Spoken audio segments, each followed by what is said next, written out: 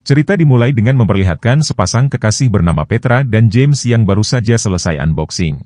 Setelah puas bercumbu, Petra pun segera bergegas meninggalkan James karena akan pergi ke kampus, sementara James yang sempat melanjutkan tidurnya sehingga dia jadi bangun terlambat.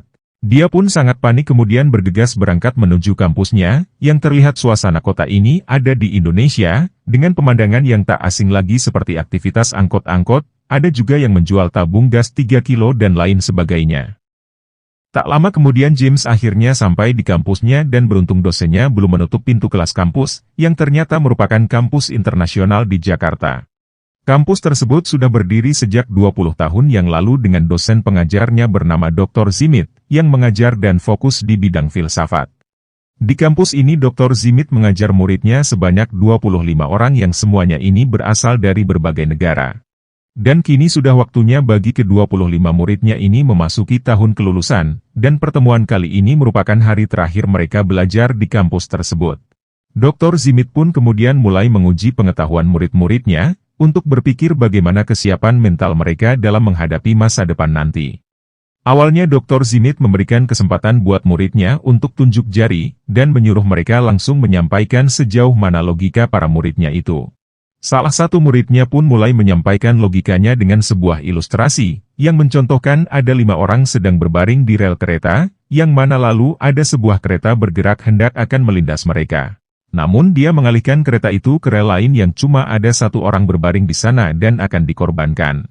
Ilustrasi ini dia maksudkan bahwa lebih baik menyelamatkan banyak orang daripada hanya 1 orang saja, karena itu adalah pilihan yang terbaik. Murid selanjutnya yang diminta menyampaikan logikanya adalah artis Indonesia yang sudah kita sama-sama kenal. Dialah Cinta Laura yang berperan sebagai Utami. Di sini Utami menyampaikan logikanya tentang bagaimana cara menguji kesetiaan teman-temannya, yakni dengan menjatuhkan dirinya dari Monas karena teman-temannya tidak mau menolongnya. Dengan cara ini Utami jadi mengetahui dan bisa menguji siapa yang berani berkorban dan benar-benar setia kepadanya. Setelah mendengar beberapa presentasi logik muridnya, rupanya Dr. Zimit merasa tak puas karena logika mereka masih sangat dangkal. Oleh sebab itulah Dr. Zimit pun kembali ingin menguji kemampuan logika muridnya lebih dalam lagi. Dr. Zimit lalu menyuruh mereka agar berpikir kira-kira wilayah mana yang paling aman pasca bencana melanda mereka. Akhirnya setelah berdiskusi cukup panjang, para murid memilih wilayah Indonesia sebab Indonesia memiliki iklim yang baik, serta yang paling penting adalah sumber daya alamnya yang mudah dijangkau guna bertahan hidup.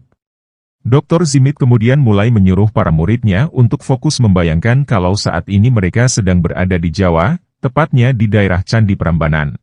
Di daerah itu lalu diilustrasikan kondisinya sedang digempur oleh ledakan bom nuklir secara beruntun. Dr. Zimit kemudian mengeluarkan alat radiologinya, yang mana dia mengibaratkan kalau dirinya sudah menyiapkan sebuah bunker bawah tanah, yang lokasinya tepat di bawah Candi Prambanan.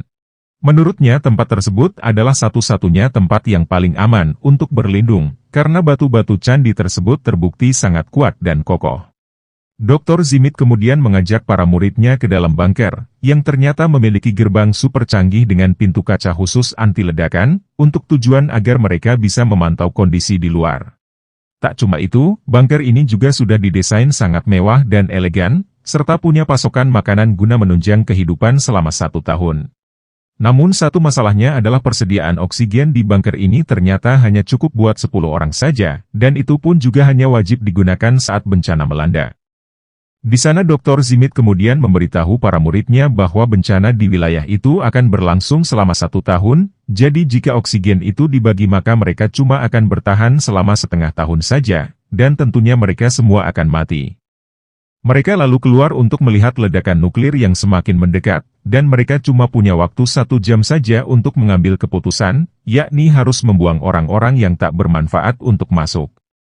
Dr. Zimit mengilustrasikan jika mereka akan punya profesi yang berbeda-beda, lalu dari profesi mereka itu bisa diketahui siapa murid yang berguna dan tidak. Mereka semua lalu mulai memperkenalkan profesi mereka masing-masing, sesuai dengan kartu yang dipilih sebelumnya secara acak oleh Dr. Zimit. Setelah mendengar para muridnya menyampaikan profesi mereka masing-masing, Dr. Zimit tiba-tiba langsung membunuh salah satu muridnya karena dinilai profesinya tidak akan berguna nantinya pasca bencana.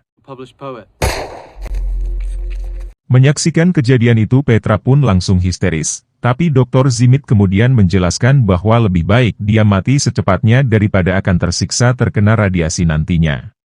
Lalu agar semuanya adil, Petra pun menyarankan untuk melakukan voting dan musyawarah agar mereka bisa menyampaikan pendapat mengenai kelebihan dan fungsi profesi yang mereka punya. Seperti contohnya China yang adalah seorang dokter dan ahli di bidang kesehatan, dia tentu saja sangat dibutuhkan di masa depan nanti. Kemudian James yang berprofesi sebagai petani, Petra yang ahli di bidang elektronik dan teknologi, tentunya akan sangat dibutuhkan. Sementara profesi murid yang lain seperti pemain harpa, desainer, ahli hewan, dan yang akan berakhir karena penyakitan tentu mereka ini tidak akan berguna buat siapapun. Bahkan karena di dalam bunker tidak ada alat musik harpa, maka dia yang berprofesi itu akan disisihkan dan begitu seterusnya. Usai melakukan voting maka tersisihlah 11 orang dari mereka, dan 10 orang lainnya resmi terpilih yang akan masuk bunker termasuk Dr. Zimit, Petra dan James. Kemudian ketika debu nuklir sudah semakin dekat, secara bersamaan pula terdengar beberapa kali suara tembakan, yang ternyata Dr. Zimit telah membunuh 11 orang yang tak terpilih tadi. Hal itu dilakukannya karena beralasan bahwa dirinya sebenarnya hanya membantu mereka, daripada nantinya mereka tersiksa dan mati terkena radiasi nuklir. Namun Petra rupanya tidak suka dengan cara Dr. Zimit, dia menilai seharusnya Dr. Zimit bermusyawarah dulu dengan mereka sebelum membunuh. Dia pun lantas menyuruh James kekasihnya untuk menyingkirkan Dr. Zimit dengan cara diam-diam. James pun mulai bergerak untuk memberitahu para murid untuk bekerja sama menyingkirkan si biadab Dr. Zimit. Waktu pun tiba di mana mereka semua bergegas masuk ke dalam bunker ketika Dr. Zimit keluar sebentar, mereka lantas menutup gerbang dan menguncikan Dr. Zimit di luar sendirian.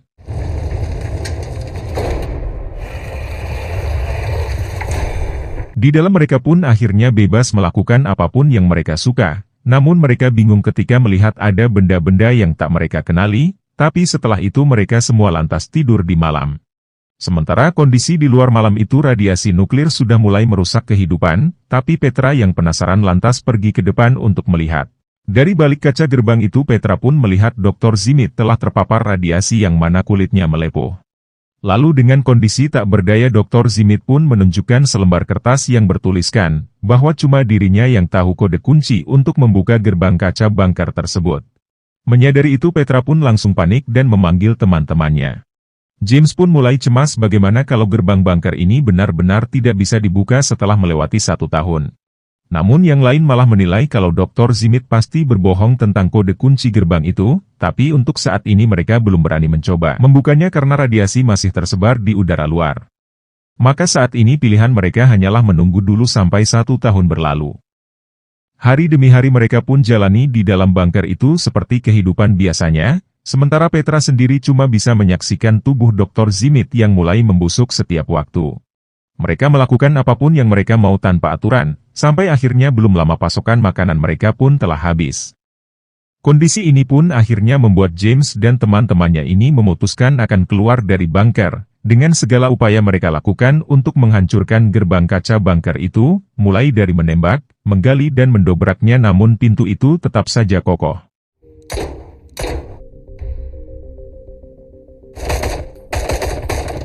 Di sini mereka pun mulai menyesal karena menyingkirkan Dr. Zimit orang yang tahu kode untuk membuka gerbang itu. Mereka pun mulai berjatuhan menjadi korban, hingga pada akhirnya James dan semua teman-temannya mati karena kelaparan.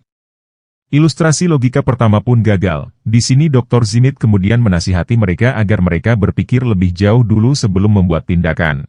Jangan karena kebencian dan satu kesalahan mereka tega menyingkirkan seseorang, padahal mereka tahu bahwa dia adalah pemilik bunker tersebut. Setelah memperoleh pelajaran dari ilustrasi yang pertama, para murid kini akan memulai lagi untuk ilustrasi kedua yang berlokasi di Gunung Bromo, di mana Dr. Zimit tetap berperan sebagai pemilik bunker yang berwenang untuk mengatur. Dalam kartu profesi yang dibagikan sebelumnya, ternyata pada ilustrasi kedua ini akan berisi detail tambahan berikut dengan penjelasan lanjutan. Contohnya si Cina yang sebelumnya terpilih masuk ke bunker karena profesinya sebagai dokter, tapi dalam penjelasan berikutnya dia akan terjangkit virus ketika merawat pasiennya. Sehingga kali ini dirinya pun ditolak masuk bunker dikhawatirkan akan menularkan virusnya yang dapat membunuh yang lain. Sementara James dan Petra rupanya tetap dipilih karena profesi mereka akan tetap berguna di masa depan, walaupun dalam riwayat tambahannya James juga adalah seorang pria gay. Satu persatu semua murid pun saling memperkenalkan profesinya, serta riwayat tambahan yang mereka miliki. Kemudian sama seperti yang dilakukan pada ilustrasi sebelumnya, Dr. Zimit pun langsung membunuh siapapun dari muridnya yang tak berguna. Hal kejam yang dilakukan Dr. Zimit itu pun membuat para murid lain yang tidak terpilih, memilih kabur menggunakan mobil daripada akan ditembak oleh dosennya. Akan tetapi meskipun telah sempat berusaha kabur, ujung-ujungnya mereka semua lenyap oleh ledakan nuklir. Melihat itu James bersama murid lain yang terpilih langsung masuk ke dalam bunker. Kemudian di dalam bunker itu mereka dituntut untuk berkembang biak, karena mereka wajib melanjutkan populasi manusia untuk masa depan.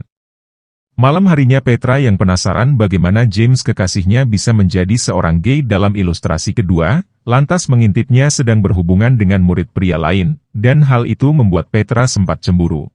James pun kemudian mencoba menjelaskannya kalau ini semua hanyalah sebuah ilustrasi. Di sana mereka semua lalu membicarakan mengenai pasangan masing-masing, yang mana di bunker kini cuma ada 6 orang pria dan 4 wanita. Secara sepakat akhirnya ditetapkan ada 4 pasangan, kecuali James yang dikarenakan dia adalah gay dan tentu saja dia berpasangan dengan sesama pria. Setelah itu mereka semua pun mulai berkembang biak, dan di malam itu Petra juga terpaksa harus berpasangan dengan Dr. Zimit, yang mana hal itu tentu saja menambah kecemburuan James sebagai kekasihnya Petra. 10 minggu telah berlalu dan mereka telah berkembang biak, namun tidak ada tanda kehamilan di antara para wanita. Dr. Zimit pun lalu berpendapat, menurutnya mereka harus bergonta-ganti pasangan dan harus bergotong royong menyumbangkan lendir sampai para wanita berhasil hamil. Mendengar ide gila Dr. Zimit itu, salah satu murid bernama Bonnie pun langsung menolak karena dirinya masih punya harga diri dan tidak mau menerima lelaki semau mereka.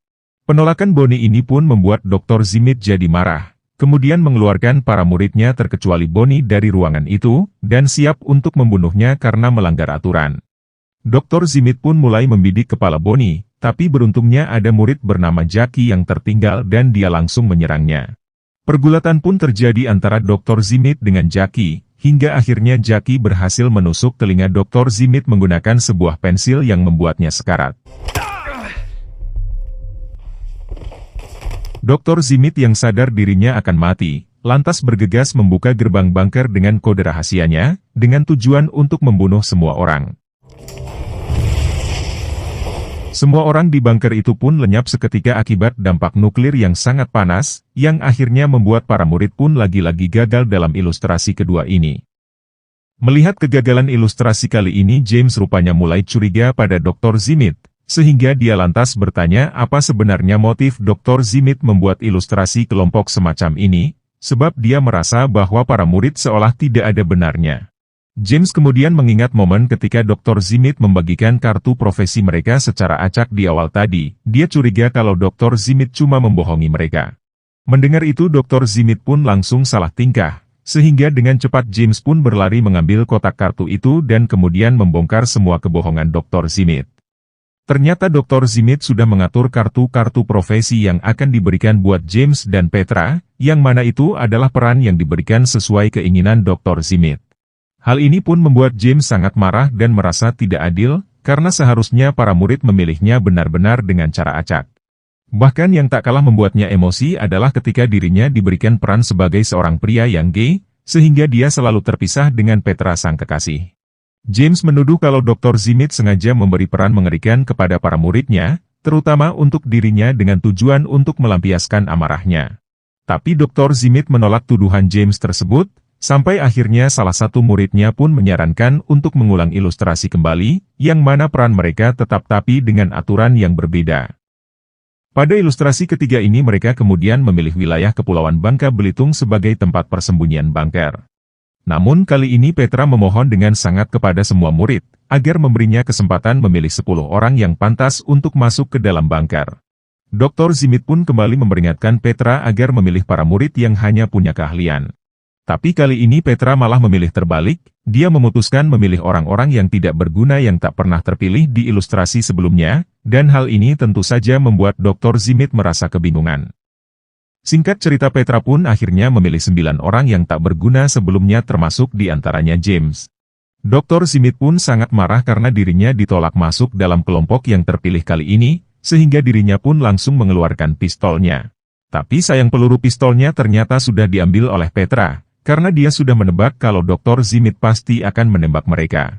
Dengan kebingungan dia pun lantas menodongkan pistolnya ke arah James, tapi James melawan dengan mengeluarkan senjata otomatis milik Dr. Zimit yang dia ambil sebelumnya dari dalam bunker.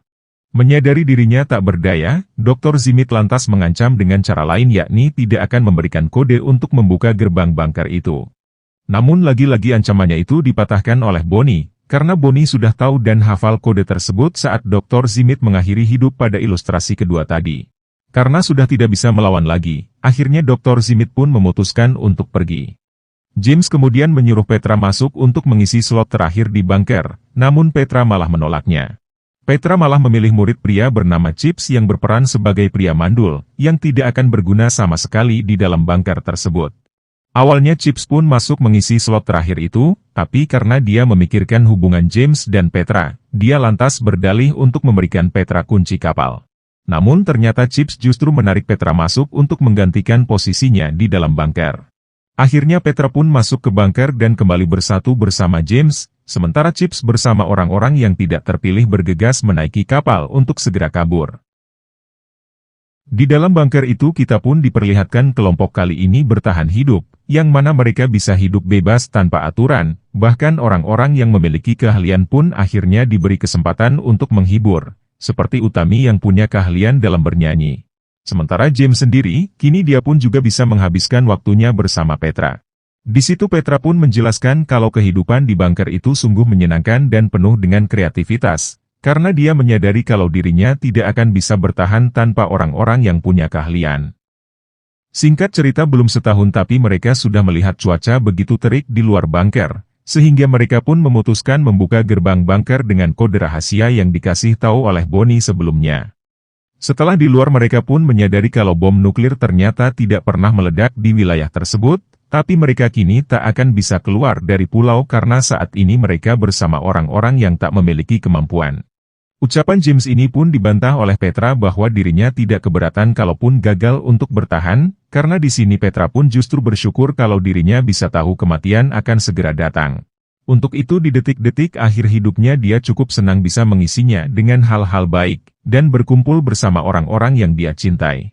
Bukannya berusaha untuk menghindari kematian, ternyata permainan ilustrasi malah berlanjut, yang mana tiba-tiba sebuah bom nuklir jatuh dan menancap gagal meledak di depan mereka. Setelah semua sepakat James memutuskan akan meledak bom itu agar semuanya binasa secepatnya. Tapi tiba-tiba Dr. Zimit malah muncul sambil menodongkan pistolnya, yang mana penampilannya sudah kotor berantakan dan tampak lemah, dan ternyata dia telah bersembunyi serta bertahan hidup di dalam gua. Dia pun lantas ingin membunuh James dan akan mengklaim bahwa James lah penyebab punahnya manusia Indonesia nanti. Tapi satu persatu semua murid pun melindungi James dari ancaman Dr. Zimit, hingga pada akhirnya James pun menekan tombol bom nuklir itu untuk mengakhiri kehidupan mereka semua. Beberapa murid pun bertanya bagaimana dengan nasib mereka yang kabur bersama Chips itu tadi. Chips pun kemudian menjelaskan kalau dirinya bersama kelompoknya berhasil menemukan pulau lain yang tak dijangkau oleh nuklir. Namun kedua teman pria yang bersamanya mati di pulau itu, sehingga hanya menyisakan dirinya sendiri pria di pulau itu yang hidup bersama 6 wanita cantik, yang meskipun peran dirinya sebagai pria mandul. Di posisi ini Chips pun tentunya butuh usaha sangat keras agar bisa menghamili para wanita itu, dan Chips pun akhirnya menjadi satu-satunya pria yang berakhir dengan cerita happy ending berkembang biak dengan 6 wanita sepuasnya. Di bagian akhir cerita ini Dr. Zimit merasa jalan cerita dalam ilustrasi logika ini malah jadi sangat liar, sehingga membuatnya kecewa. Lalu saat sesi pembelajaran itu telah selesai, semua orang pun pergi kecuali Petra yang ingin membicarakan sesuatu dengan Dr. Zimit. Dari obrolan mereka berdua akhirnya terbongkar bahwa ternyata dulu Dr. Zimit pernah memiliki hubungan cinta dengan Petra, dan dia menilai kalau James telah merebut Petra darinya. Petra pun meluruskan apa yang sebenarnya bahwa dirinya memang lebih memilih James, karena dia lebih nyaman bersamanya. Tak seperti Dr. Zimit yang sangat kaku dan cuma menonjolkan kecerdasannya saja, karena bagi Petra percuma memiliki kecerdasan dan keahlian kalau semua itu hanya digunakan untuk dirinya sendiri. Menurutnya hal yang paling penting adalah menolong orang yang tak punya kemampuan dan memberikannya kesempatan untuk memilikinya. Setelah menjelaskan itu semua Petra pun pergi meninggalkan Dr. Zimit sendirian. Dr. Zimit yang sudah hancur dan putus asa terlihat berjalan sendirian, dan di sebuah ruangan yang sepi dia lantas mengambil pistolnya lalu mengakhiri hidupnya. Dan cerita film ini pun selesai.